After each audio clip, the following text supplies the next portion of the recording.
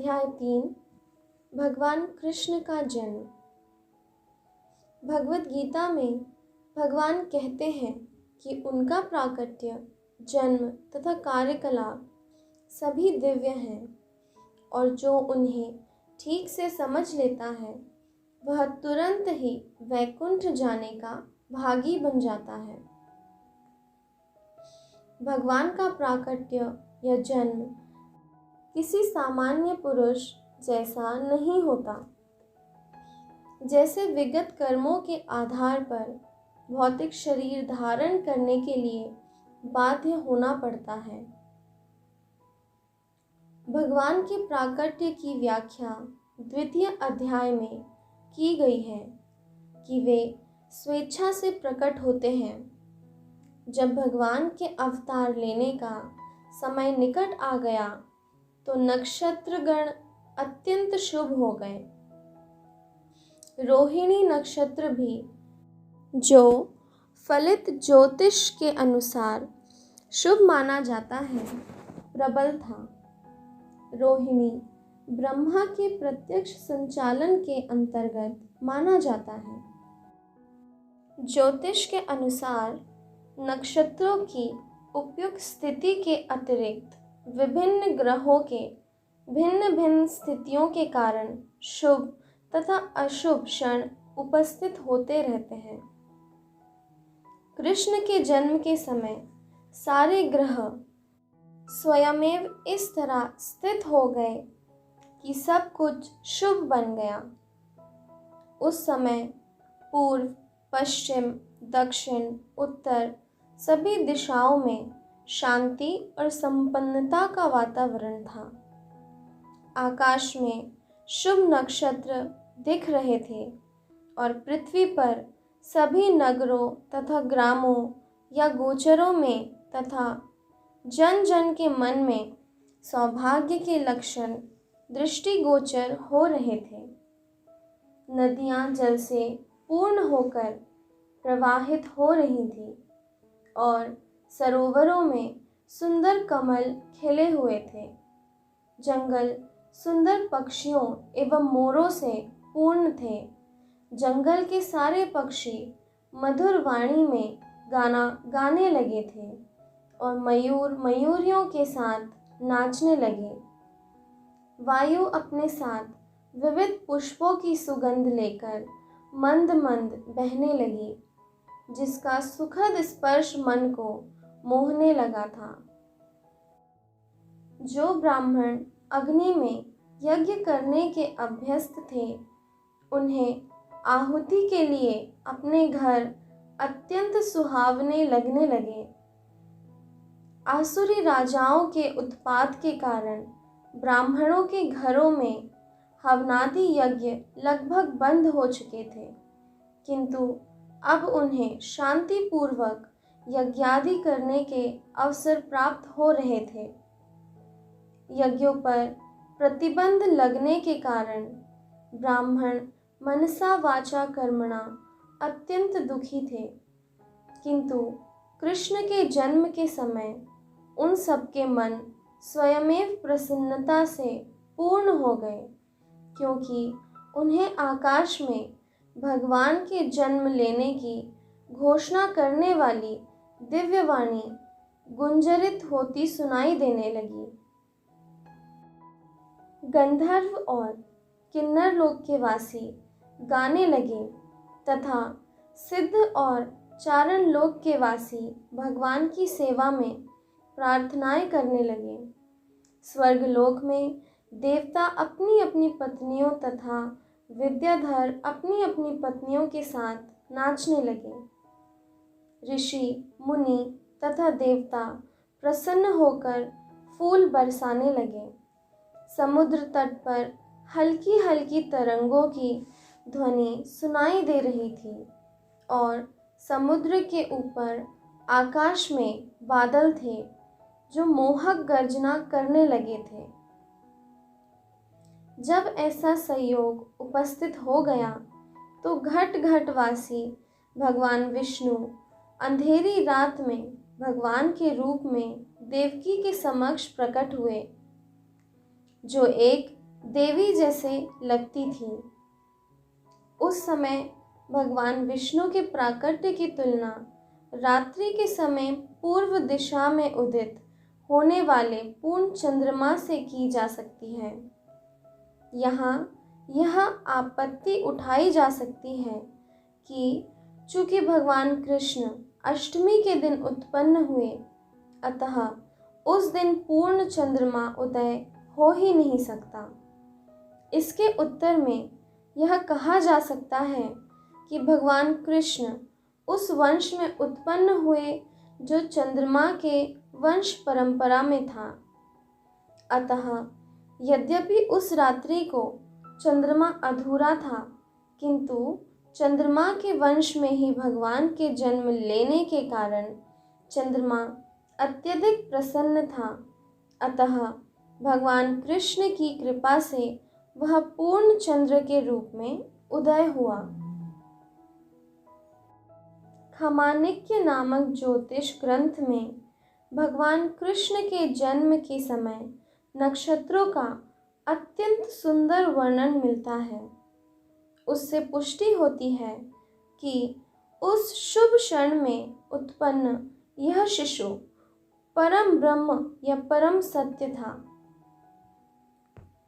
वसुदेव ने उस आश्चर्यजनक बालक को देखा जिसके 4 हाथ थे, जिनमें वह शंख, चक्र, गदा तथा कमल पुष्प धारण किए था, जो श्रीवत्स चिन्ह से सुशोभित था, जो कौस्तुभ मणि की माला पहने था, पीतांबर धारण किए चमकीले श्याम बादल की तरह लग रहा था, जिसका मुकुट वैदूर्य मणि से अलंकृत था, जो पूरे शरीर में अमूल्य विजावट, कुंडल तथा अन्य आभूषण धारण किए था, और जिसका सिर केश राशि से अलंकृत था।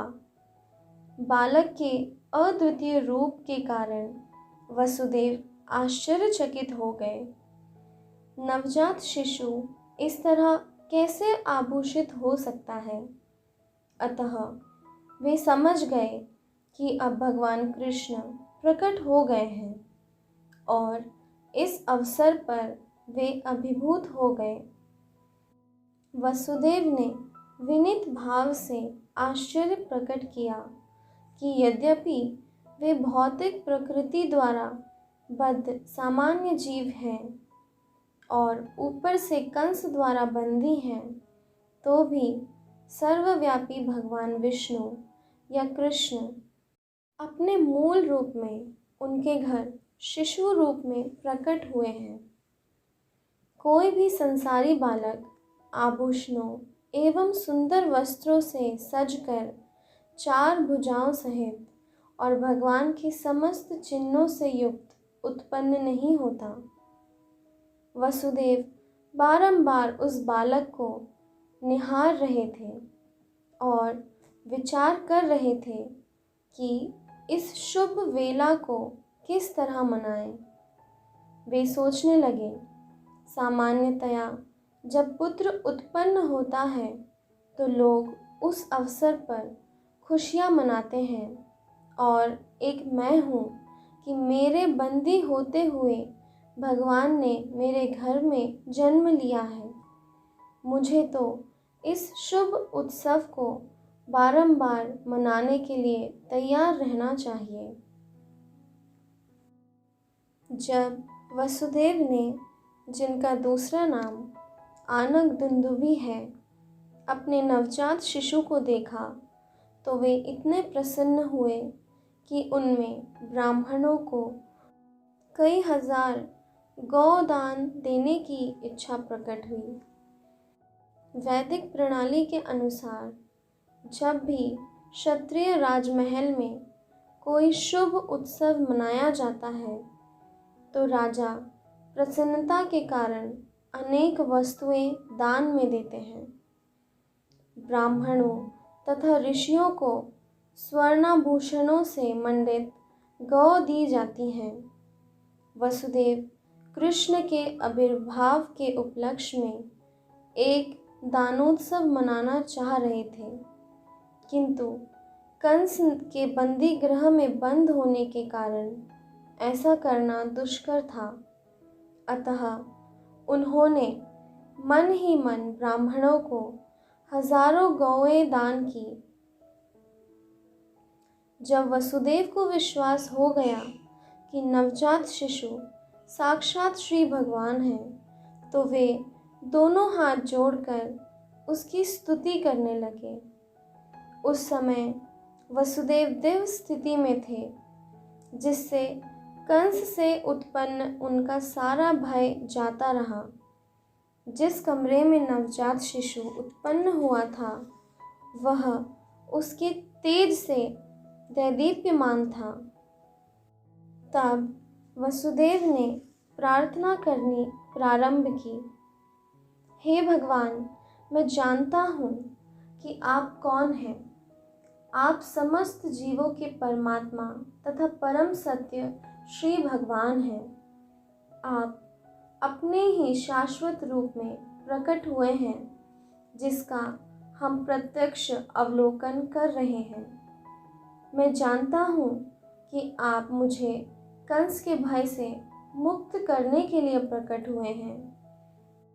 आप इस भौतिक जगत से संबद्ध नहीं हैं। आप ही वही पुरुष हैं जिनकी भौतिक प्रकृति पर चितवन मात्र से यह दृश्य जगत उत्पन्न होता है। कोई यह तर्क कर सकता है कि अपनी चितवन मात्र से समस्त दृश्य जगत की उत्पत्ति करने वाला भगवान वसुदेव की पत्नी देवकी के गर्भ में नहीं आ सकता। इस तर्क का उच्छेद करने के लिए वसुदेव ने कहा, हे प्रभु, इसमें आश्चर्य नहीं कि आप देवकी के गर्भ में प्रकट हुए हैं, क्योंकि सृष्टि की रचना भी इसी प्रकार हुई थी। आप महाविष्णु के रूप में कारणार्व में शयन कर रहे थे और आपकी श्वास प्रक्रिया से अनेक ब्रह्मांडों की उत्पत्ति हो गई थी। तब आप प्रत्येक ब्रह्मांड में गर्भोदक्षाई विष्णु के रूप में प्रविष्ट हुए। फिर आपने क्षीरोदक्षाई विष्णु के रूप में अपना विस्तार किया और आप हर प्राणी के हृदय में अणु के भीतर भी आप प्रविष्ट हो गए। अतः देवकी के गर्भ में आपका प्रवेश करना उसी प्रकार से समझा जा सकता है। आप प्रविष्ट हुए प्रतीत होते हैं, किंतु उसी के साथ साथ आप सर्वव्यापक हैं। हम भौतिक उदाहरणों के माध्यम से आपके प्रवेश तथा अप्रवेश को समझ सकते हैं। 16 तत्वों में विभाजित होने पर भी संपूर्ण भौतिक शक्ति कायम रहती है। यह भौतिक शरीर 5 स्थूल तत्वों पृथ्वी, जल, अग्नि, वायु तथा आकाश का संयोग मात्र है। जब भी कोई भौतिक शरीर बनता है तो ऐसा लगता है कि ये तत्व पुनः सृजित हो रहे हैं, किंतु वास्तविकता तो यह है कि सारे तत्व शरीर के बाहर हमेशा विद्यमान रहते हैं। इसी तरह यद्यपि आप देवकी के गर्भ में शिशु रूप में प्रकट हुए हैं, किंतु आप उसके बाहर भी विराजमान हैं। आप सदैव अपने धाम में रहते हैं, फिर भी आप करोड़ों रूपों में अपना विस्तार कर सकते हैं। मनुष्य को बहुत ही बुद्धि के साथ आपके अवतारों को समझना चाहिए, क्योंकि आपसे भौतिक शक्ति भी उद्भूत है। आप भौतिक शक्ति के उसी प्रकार मूल स्रोत हैं, जिस तरह प्रकाश का स्रोत सूर्य है। सूर्य प्रकाश सूर्य मंडल को आच्छादित नहीं कर सकता। ना आपसे उद्भूत होने के कारण भौतिक शक्ति आपको आच्छादित कर सकती है। आप भौतिक प्रकृति के तीनों गुणों में रहते प्रतीत होते हैं, किंतु वास्तव में ये तीनों गुण आपको आच्छादित नहीं कर सकते। इसे बड़े बड़े बुद्धिमान दार्शनिक जानते हैं। दूसरे शब्दों में, यद्यपि आप भौतिक शक्ति के भीतर प्रतीत होते हैं, किंतु आप उससे कभी आच्छादित नहीं होते। वेदों का कथन है कि परब्रह्म अपना तेज प्रकट करता है, जिसके फलस्वरूप प्रत्येक वस्तु प्रकाशित होती है। ब्रह्म संहिता से पता चलता है कि ब्रह्म ज्योति परमेश्वर के शरीर से उद्भूत होती है और इसी ब्रह्म ज्योति से सारी सृष्टि उत्पन्न है। भगवद गीता में यह भी कहा गया है कि भगवान ही ब्रह्म ज्योति के आधार स्वरूप हैं। अतः मूलतः वे प्रत्येक वस्तु के आदि हैं, किंतु अल्पज्ञ सोचते हैं कि जब भगवान इस भौतिक जगत में आते हैं तो वे भौतिक गुणों को ग्रहण कर लेते हैं। ऐसे निष्कर्ष बहुत प्रौढ़ नहीं हैं और केवल अल्पज्ञ द्वारा ही सृजित हैं। श्री भगवान प्रत्यक्ष तथा अप्रत्यक्ष रूप में सर्वत्र विद्यमान हैं। वे इस सृष्टि के भीतर भी हैं और बाहर भी। वे केवल इस सृष्टि में केवल गर्भोदक्षाई विष्णु के रूप में नहीं रहते, वे प्रत्येक परमाणु के भीतर भी हैं। परमाणु का अस्तित्व उनकी उपस्थिति के कारण ही है। उनसे कुछ भी विलग नहीं किया जा सकता। वैदिक सिद्धांत के अनुसार हमें परमात्मा अर्थात प्रत्येक वस्तु के मूल कारण की खोज करनी चाहिए, क्योंकि परमात्मा से पृथक कुछ भी नहीं है। अतः भौतिक सृष्टि उनके शक्ति का ही रूपांतर है। जड़ पदार्थ तथा जीवित शक्ति आत्मा भी उन्हीं से उद्भूत है। जो मूर्ख होंगे वही इस निष्कर्ष पर पहुँचेगा कि जब परमेश्वर प्रकट होते हैं तो वे पदार्थ की परिस्थितियों को स्वीकार करते हैं।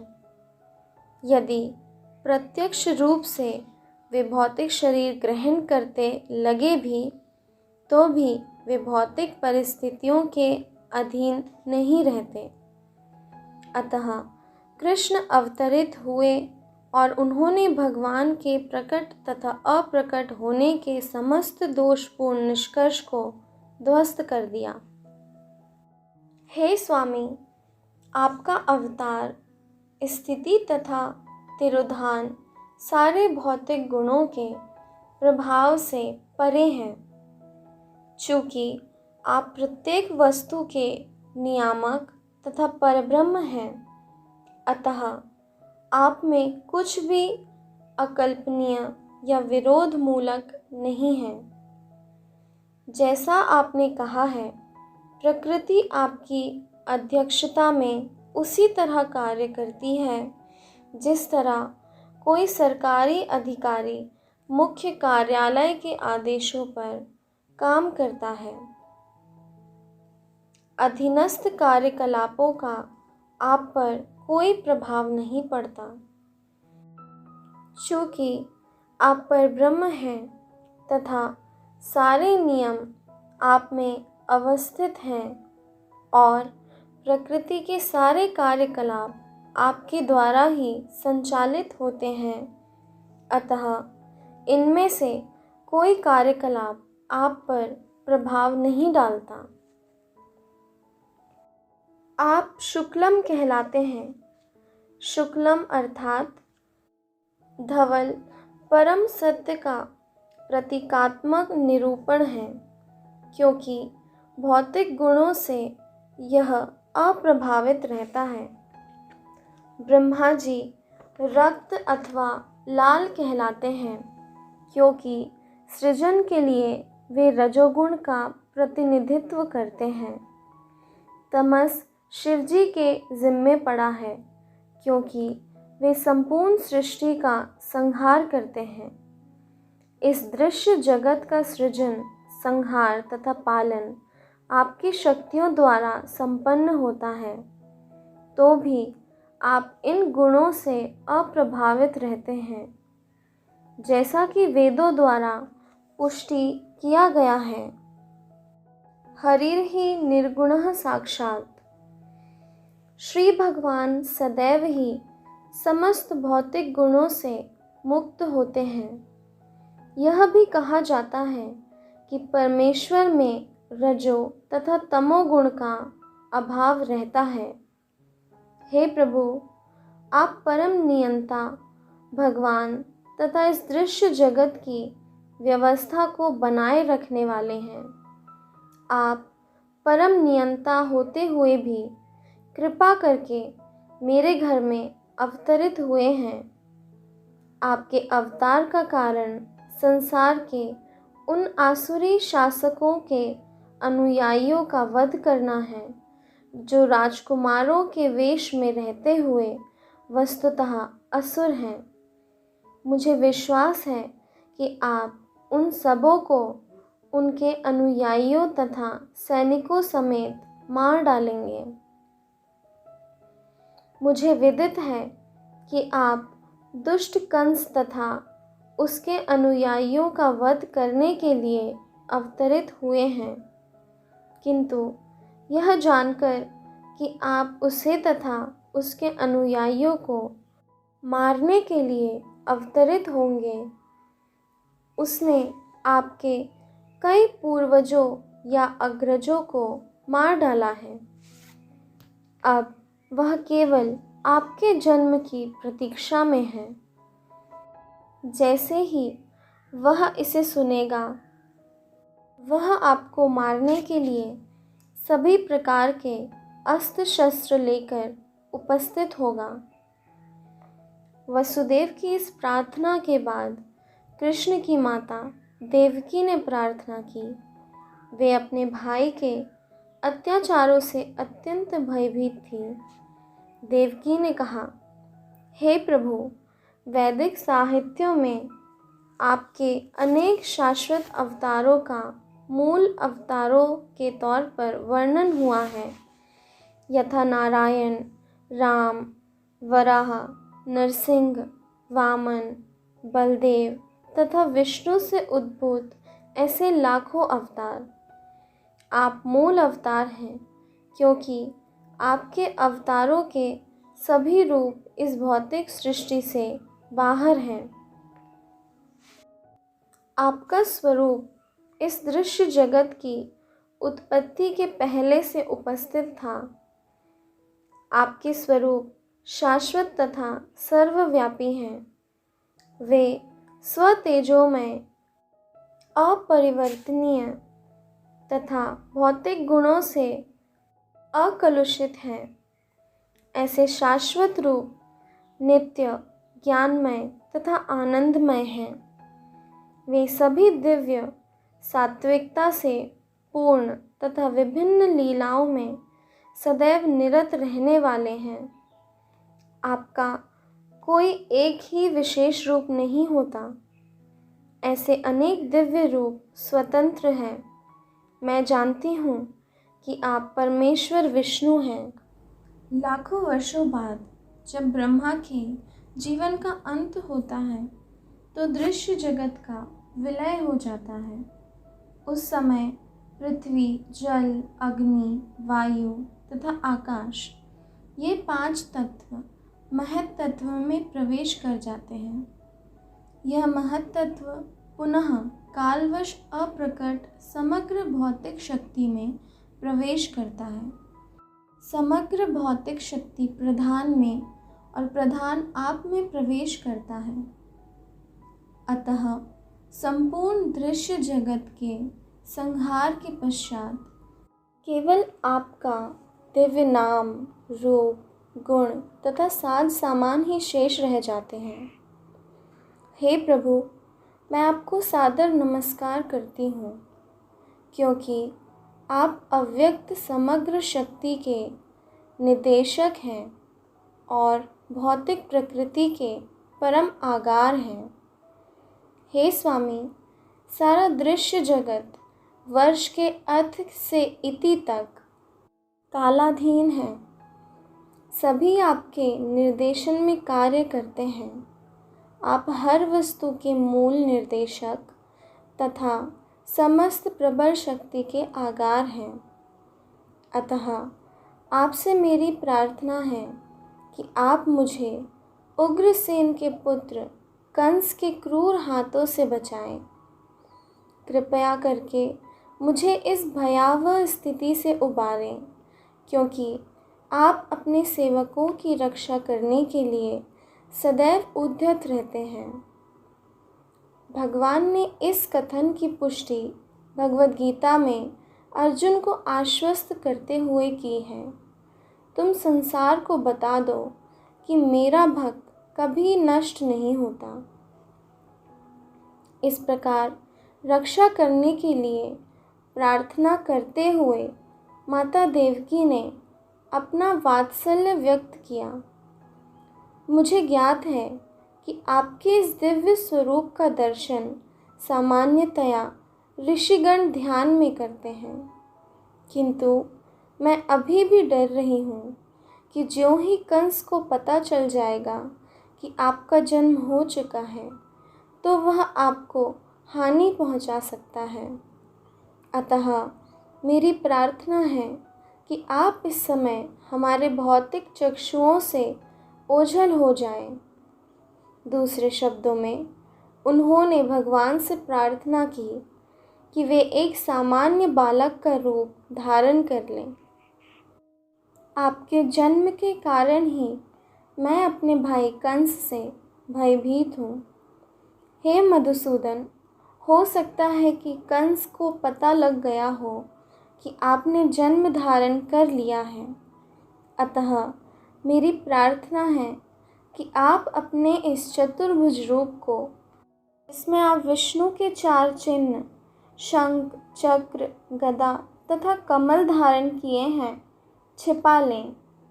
हे प्रभु, आप दृश्य जगत के प्रलय के अंत में सारे ब्रह्मांड को अपने उदर में धारण करते हैं।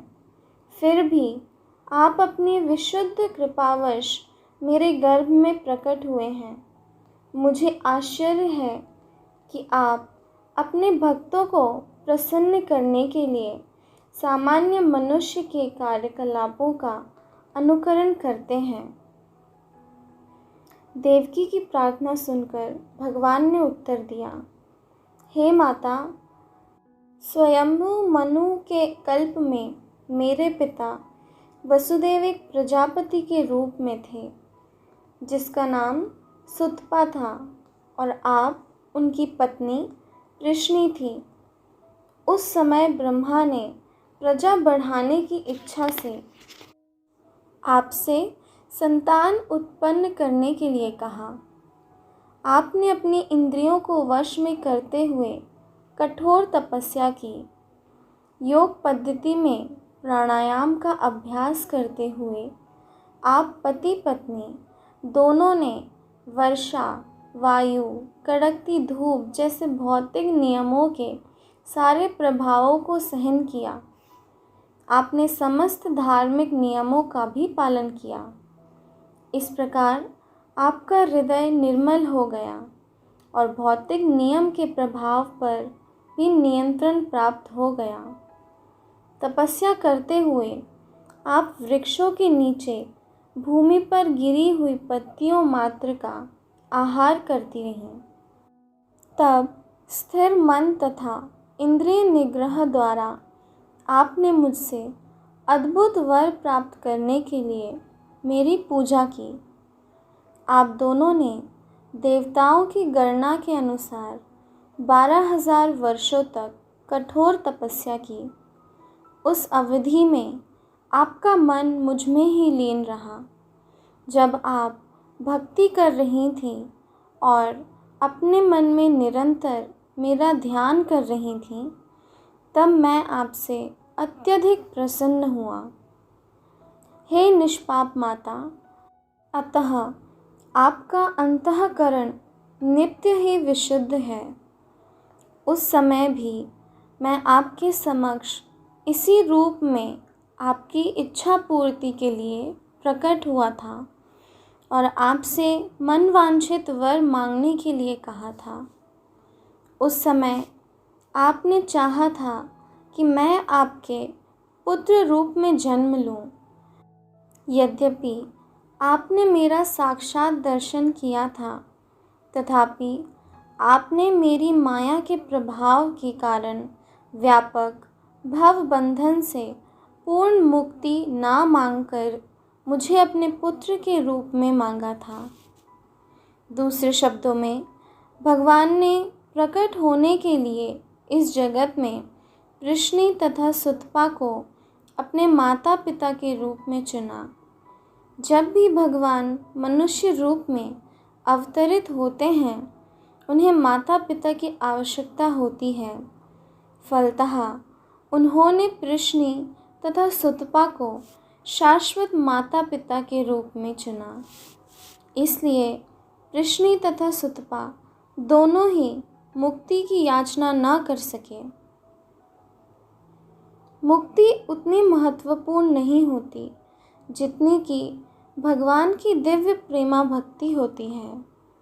भगवान चाहते तो वृष्णि तथा सुतपा को तुरंत मुक्ति प्रदान कर सकते थे, किंतु अपने विभिन्न अवतारों के लिए उन्हें इस भौतिक जगत में बनाए रखना श्रेयस्कर समझा, जैसा कि आगे वर्णन किया जाएगा। भगवान से उनके माता पिता बनने का वर प्राप्त करके वृष्णि तथा सुतपा दोनों अपनी तपस्या छोड़कर घर चले आए और पति पत्नी के रूप में रहने लगे, जिससे वे साक्षात परमेश्वर को पुत्र रूप में उत्पन्न कर सके। कालक्रम से वृष्णि गर्भवती हुई और एक शिशु को जन्म दिया। भगवान ने वसुदेव तथा देवकी से कहा, उस समय मेरा नाम वृष्णि गर्भ था। अगले कल्प में आपने अदिति तथा कश्यप के रूप में जन्म लिया और तब मैं उपेंद्र नाम से आपका पुत्र बना। उस समय मेरा स्वरूप एक बौने जैसा था, जिससे मैं वामन देव के नाम से विख्यात हुआ। मैंने आपको वर दिया था कि मैं 3 बार आपके पुत्र रूप में जन्म धारण करूँगा। पहली बार मैं वृष्णि तथा सुतपा से जन्म लेकर वृष्णि गर्भ कहलाया। दूसरी बार मैं अदिति तथा कश्यप से जन्म लेकर उपेंद्र कहलाया और अब तीसरी बार मैं देवकी तथा वसुदेव से कृष्ण नाम से उत्पन्न हुआ हूँ। मैं इस विष्णु रूप में इसीलिए अवतरित हुआ हूँ कि आपको विश्वास दिला सकूँ कि उसी भगवान ने पुनः जन्म धारण किया है। मैं चाहता तो एक सामान्य शिशु के रूप में प्रकट हो सकता था, किंतु तब आपको विश्वास न होता कि आपके गर्भ से मुझ भगवान ने ही जन्म लिया है। हे मेरे माता पिता, इस तरह आपने कई बार अत्यंत लाड़ प्यार से अपने पुत्र के रूप में मुझे पाला पोसा है। अतः मैं अत्यधिक प्रसन्न हूँ और आपका अत्यंत कृतज्ञ हूँ। मैं विश्वास दिलाता हूँ कि इस बार आप अपने उद्देश्य को पूरा करके भगवत धाम को वापस जाएंगे। मैं मानता हूँ कि आप मेरे लिए चिंतित हैं और कंस से भयभीत हैं। अतः मेरा आदेश है कि आप तुरंत ही मुझे गोकुल ले चलें और यशोदा की नवजात कन्या से जो अभी अभी उत्पन्न हुई है मुझे बदल लें। अपने पिता माता से इस प्रकार कहकर उनकी उपस्थिति में भगवान सामान्य बालक बन गए और मौन हो गए। भगवान का आदेश पाकर वसुदेव अपने पुत्र को प्रसूति गृह से बाहर ले जाने के लिए तैयार हो गए। ठीक उसी समय नंद तथा यशोदा के एक कन्या उत्पन्न हुई थी। वह योगमाया थी, अर्थात वह भगवान की अंतरंगा शक्ति थी। इस योगमाया के प्रभाव से कंस के महल के सारे निवासी और विशेष रूप से द्वारपाल गहरी नींद में सो गए और लोह श्रृंखलाओं से बंद महल के सारे दरवाजे खुल गए। रात अत्यंत अंधेरी थी, किंतु ज्यों ही वसुदेव कृष्ण को अपनी गोद में लेकर बाहर निकले तो उन्हें सब कुछ दिखने लगा, मानो सूर्य का प्रकाश हो।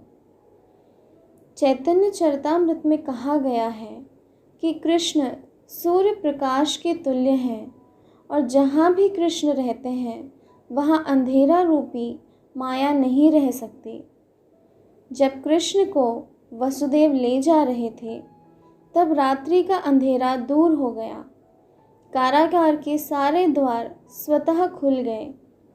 साथ ही आकाश में गंभीर गर्जना हुई और भीषण वृष्टि होने लगी। जब वसुदेव इस वर्षा में अपने पुत्र को ले जा रहे थे तो भगवान शेष ने नाग का रूप धारण करके वसुदेव के सिर के ऊपर अपने फन फैला दिए, जिससे वृष्टि से उन्हें बाधा न पहुँचे। वसुदेव यमुना के तट पर आए तो देखा कि यमुना के जल में गरजती लहरें उठ रही हैं और सारा पाट फेनिल हो उठा है। इतने पर भी यमुना ने वसुदेव को नदी को पार करने के लिए मार्ग दे दिया। ठीक उस प्रकार जिस प्रकार सेतु बंध के समय हिंद महासागर ने भगवान रामचंद्र को रास्ता दे दिया था, इस प्रकार वसुदेव ने यमुना पार किया। उस पार वे नंद महाराज के गोकुल स्थित निवास स्थान में गए, जहाँ उन्होंने देखा कि सारे ग्वाले गहरी नींद में सोए हुए थे। इस अवसर का लाभ उठाकर वे यशोदा के घर में चुपके से घुस गए और बिना किसी कठिनाई के अपने पुत्र को रखकर बदले में यशोदा की नवजात पुत्री को उठा लिए।